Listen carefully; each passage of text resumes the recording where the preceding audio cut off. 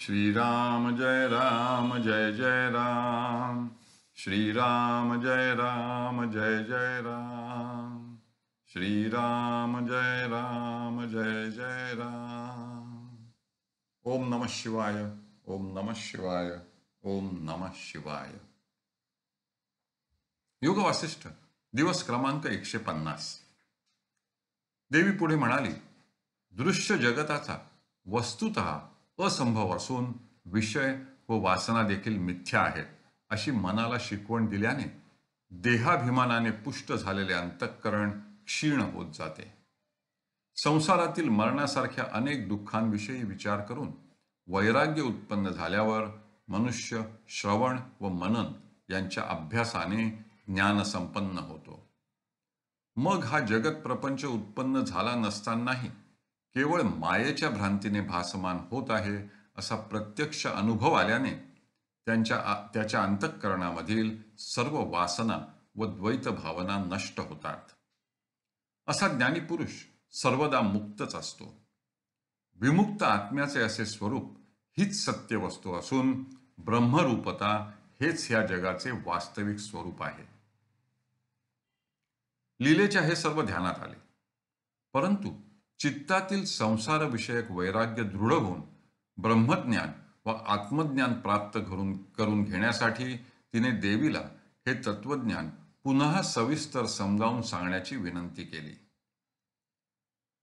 देवी म्हणाली, शरीरातील नाड्यांमधून वाहणाऱ्या वायूचा प्रवाह बंद पडला आणि प्राणवायूची चलनस्थिती बिघडली म्हणजे अंतःकरण लीन होते आणि शरीरातील चेतना नष्ट होते.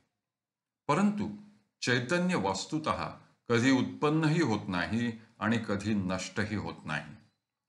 ते सर्वदा आदि अनंत आणि नित्य आहे. आकाश, भूमी, पर्वत, अग्नी, वायू अशा सर्व पदार्थांमध्ये ते आपल्या नित्य स्वरूपाने स्थित असते. केवळ वायूची गती कुंठित झाल्याने चित्ताचा स्पंद बंद पडतो आणि देह मरण पावला असे लोक म्हणतात. त्यावेळी देहाला जड म्हणतात. पण मरण हा धर्म देहाला आहे, आत्म्याला नाही. अशा रीतीने देहाचे शव बनले.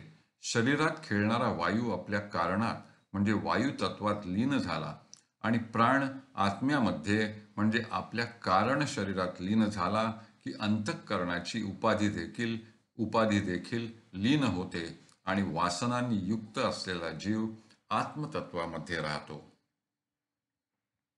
जीवात्मा हा वस्तुतः परमात्माचा आहे. त्यामुळे देह मरण पावल्यानंतर तो परमात्म्यामध्येच असतो. परंतु यामुळे तो जीव मुक्त झाला असे म्हणता येत नाही. कारण पूर्वजन्माला कारणीभूत असणारी बीजभूत वासना जीवासमवेत असते. वासनेने मर्यादित झाल्यामुळे शुद्ध चैतन्याहून भिन्न भासत असलेल्या चैतन्याच्याच ह्या अंशाला जीव म्हणतात.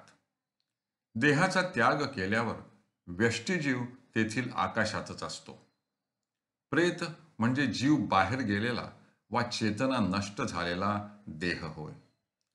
देह मृत झाल्यावर म्हणजे त्यातील चेतना वा जाणीव नष्ट झाल्यावर त्याच क्षणापूर्वी जिवंत असलेल्या देहाला प्रेत म्हणतात. वास्तविक पाहता जीव कोठे जात नाही व कोठून येत नाही. हरि ओम तत्सत. हरि ओम तत्सत. हरि ओम तत्सत.